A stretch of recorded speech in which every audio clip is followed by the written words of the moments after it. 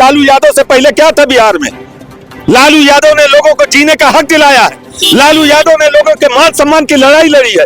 लालू यादव ने गरीबों और मजदूरों और मजलूमों की आवाज सदन तक उठाया है। लालू के यादव से पहले क्या था उसको देखिए। ये विपक्ष की भाषा है कि लालू का लाल आया तो बिहार में जंगल राज होगा। लालू का लाल आएगा तो बिहार में नौकरियों की बाढ़ आएगी। बाढ़ आएगी, हाँ बाढ़ आएगी, नौकरियों की बाढ़ आएगी, विकास की बाढ़ आएगी, अच्छी शिक्षा की बाढ़ आएगी, स्वास्थ्य की बाढ़ आएगी। माननीय नेता अखिलेश यादव के नेतृत्व में, पीडीए के महानायक के नेतृत्व में, माननीय अखिलेश यादव जी के नेतृत्व में समाजवादी पार्टी ने सारे रिकॉर्ड ध्वस्त करते हुए 37 सीटें अकेले जीतने का काम माननीय अखिलेश यादव ने किया। पूरी भारतीय जनता पार्टी मिलकर नहीं रोक पाई थी और उसके बाद जो है हम 37 सीटें जीतने में सफल हुए थे। बिहार का एग्जिट पोल आप कर रहे हैं, एग्जिट पोल किस एग्जिट पोल की बात कर रहे हैं? जहां अभी चुनाव आयोग ये तक घोषणा, ये तक रिजल्ट नहीं बता पाया कि कितनी महिला और कितने पुरुषों ने मतदान किया है, जो है अभी तक उसका रिजल्ट नहीं आया। और आप लोग जो एग्जिट पोल की बात कर रहे हैं, एग्जिट पोल उत्तर प्रदेश में भी है। इंडिया गठबंधन बिहार में तो कमाल कर दिया, जनता ने दबा के वोट दे दिया, लेकिन मीडिया चैनल पर दिखाया जा रहा है जब लोकसभा चुनाव हुआ था, सरकार बन रही है, आप लोगों को मात्र 25 सीटें दी जा रही वहाँ पर। आप मीडिया से हैं, बुरा मत मानिएगा। 2024 का जब चुनाव हुआ था जो है, तो आप ही जैसे मीडिया के साथियों ने हमें 3 से और 5 सीट दे रहे थे। पूरे उत्तर प्रदेश में समाजवादी पार्टी को लोकसभा चुनाव के अंतर्गत 3 और 5 सीटें दी जा रही थी। लेकिन जब चुनाव हुआ और चुनाव होने के बाद जब मतगणना हुई और जब रिजल्ट आए तो 43 सीटें समाजवादी पार्टी के गठबंधन ने जीतने का काम किया। अकेले समाजवादी पार्टी ने 37 सीटें जीती थी, जिसको 3 सीटें दिया जा रहा था। और बिहार का भी एग्जिट पोल यही है, सीधा उसका उलट होगा जो है। जैसे यहाँ आप लोग 3 और 5 दे रहे थे, इसी तरीके से बिहार में ही होगा। बिहार का एग्जिट पोल आप कर रहे हैं, एग्जिट पोल किस एग्जिट पोल की बात कर रहे हैं? जहाँ अभी चुनाव आयोग ये तक घोषणा, ये तक रिजल्ट नहीं बता पाया कि कितनी महिला और कितने पुरुषों ने मतदान किया है, जो है अभी तक उसका रिजल्ट नहीं आया। और आप लोग जो एग्जिट पोल की बात कर रहे हैं, एग्जिट पोल उत्तर प्रदेश में भी है। सारे टीवी चैनल पर दिखाया जा रहा है कि बहुमत से एनडीए सरकार वापस हो रही है। आप लोग मात्र 25 सीटें जीतेंगे। सारे टीवी चैनल देखिए, खोल कर देखिए, उन्हीं को बहुमत मिला। आप लोग कहीं आंकड़े नीचे जा रहे हैं। हम कब कह रहे हैं कि सारे टीवी एग्जिट पोल नहीं कह रहा है? उत्तर प्रदेश में कौन सा टीवी एग्जिट पोल कह रहा था कि हम 37 सीटें जीतेंगे, हमारा गठबंधन 43 सीटें जीतेगा? आप बताइए ना, जो कौन सा ऐसा जो है टीवी चैनल था, उसका नाम हमें बता दीजिए जिसने बताया कि हम 43 सीटें उत्तर प्रदेश में लोकसभा के चुनाव में जीत रहे हैं। एक चैनल का नाम बताइए। सभी चैनल दे रहे थे कि उत्तर प्रदेश में समाजवादी पार्टी को 5 सीटें, 3 सीटें मिल पाएगी। लेकिन जब उत्तर प्रदेश में जो है चुनाव का परिणाम आया, जो है लोकसभा चुनाव का जैसे परिणाम आया, तो परिणाम आने के बाद जानते हैं 43 सीटें गठबंधन जीती और 37 सीटें जीतकर नहीं कटनी चाहिए। हमारे माननीय नेता अखिलेश यादव के नेतृत्व में, पीडीए के महानायक के नेतृत्व में, माननीय अखिलेश यादव जी के नेतृत्व में समाजवादी पार्टी ने सारे रिकॉर्ड ध्वस्त करते हुए 37 सीटें अकेले जीतने का काम माननीय अखिलेश यादव ने किया। पूरी भारतीय जनता पार्टी मिलकर नहीं रोक पाई थी और उसके बाद जो है हम 37 सीटें जीतने में सफल हुए थे। तो उस समय क्या था एग्जिट पोल? उस समय भी तो यही एग्जिट पोल था। जैसे बिहार में दिखा रहे ऐसे उत्तर प्रदेश में भी दिखा रहे। आप लोग जो टीवी चैनल पर एग्जिट पोल दिखा रहे हैं, उस पर आपको कोई भरोसा नहीं है? जवाब दिया बिल्कुल नहीं भाई। हम 2024 की बात अभी आपको बता रहे, 25 से चल रहा है। 2024 में तो यही टीवी चैनल थे, यही लोग थे जो आज दिखा रहे हैं एग्जिट पोल, कल वो वही लोग दिखा रहे थे।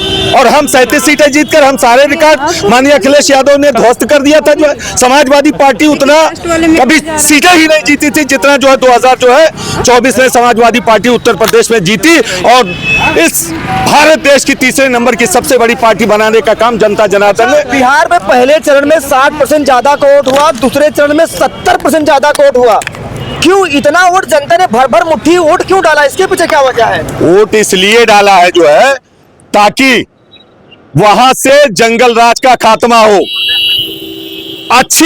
अच्छी सरकार का चुनाव किया वहां की जनता ने, अच्छे जो है स्वास्थ्य व्यवस्था की जो है जनता ने किया है। युवाओं को रोजगार देने के लिए जो है वहां की जनता ने 70% मतदान किया है।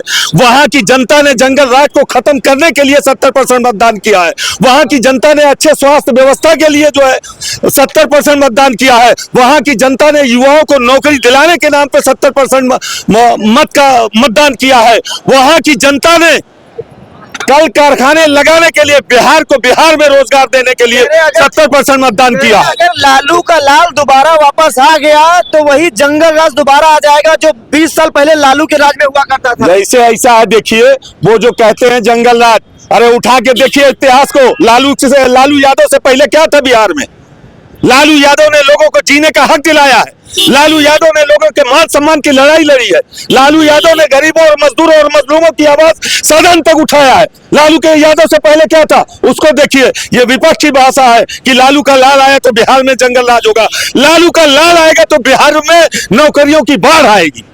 बाढ़ आएगी, हाँ बाढ़ आएगी, नौकरियों की बाढ़ आएगी, विकास की बाढ़ आएगी, अच्छी शिक्षा की बाढ़ आएगी, स्वास्थ्य की बाढ़ आएगी, कल कारखाने लगाने की बाढ़ आएगी, फैक्ट्रियां लगाने की बाढ़ आएगी बिहार में। बिहार से तमाम खबरें ये आ रही हैं कि वहां पर कहीं स्ट्रांग रूम के जो जहां पर वो रखी हुई स्ट्रांग रूम रखी गई वहां पर की कैमरे बंद हो रहे हैं, बार बार कैमरे बंद होने की तस्वीरें सामने आ रही। इसके पीछे क्या बड़ी वजह होने वाली है? इसके पीछे बड़ी वजह, इसको तो आप लोगों को प्रचार करना चाहिए कि बिहार में वीवीपैट पर्चियां जो जरूरत पड़ने पे गिना जाता है वो पर्चियां बाहर मिल रही हैं। इसको तो आप लोग प्रचार में दिखाना चाहिए। दमदारी से दिखा रहे, दमदारी प्रसार में पहले चरण में जो है बिहार में जो है नाव को बंद करा दिया गया, उस पार से इस पार वोट डालने नहीं आने दिया गया। और उसके बाद ये निष्पक्ष चुनाव है, बिल्कुल निष्पक्ष चुनाव नहीं है। निष्पक्ष चुनाव वो होता है जहां मतदाता को मत का प्रयोग करने का अधिकार है। लोकतंत्र में मतदान करने देना चाहिए। आप किसको वोट दे रहे हैं उससे मतलब नहीं है, लेकिन मत देने से रोकना सबसे बड़ा लोकतंत्र का गला घोटना है। कल छपरा विधानसभा की तस्वीरें सामने आई जहां से केसरी लाल यादव मैदान में, वहां की तस्वीरें आई कि ईवीएम की जो पर्ची जो निकली हुई थी वही बहुत सारी पड़ी हुई थी। कहां से सब चीजें सब सामने आ रही है? पड़ी हुई थी, इसी पे तो शंका है, इसी पे तो शंका है। इसीलिए तो हम कह रहे हैं कि निष्पक्ष चुनाव नहीं हुआ। वीवीपैट की पर्चियां बाहर कैसे पड़ी हुई है? लोगों को मत देने से कैसे रोका गया? लोगों को इस पार से उस पार कैसे नहीं जाने दिया गया? इसीलिए तो हम कह रहे हैं कि अगर निष्पक्ष चुनाव होगा तो बिहार में बहुमत के साथ तेजस्वी यादव की सरकार बनेगी। और एक बात आपको और बताना चाहता हूँ, माननीय अखिलेश यादव जी पीडीए के महानायक जब तक वहां नहीं गए थे, बिहार में। एक सवाल, हाँ, अखिलेश यादव बिहार गए थे तो वहाँ के जो डिप्टी सीएम है सम्राट चौधरी कह रहे थे अखिलेश यादव यहाँ क्या करने आ रहे हैं, उनको बिहार में कितने लोग जानते हैं? क्या कहेंगे इस पर आप? बिहार में आप कह रहे हैं, मैं आपको बताना चाहता हूं आपके चैनल से के माध्यम, मैं आपके चैनल के माध्यम से बताना चाहता हूं कि अखिलेश यादव उत्तर प्रदेश के सिर्फ लोकप्रिय नेता नहीं है। अखिलेश यादव इस समय पूरे भारत देश के सबसे लोकप्रिय नेता है और उनसे ज्यादा लोकप्रियता किसी की नहीं है अखिलेश यादव जी की। और सम्राट जी आ जाए ना तो 14 आदमी इकट्ठा नहीं होंगे।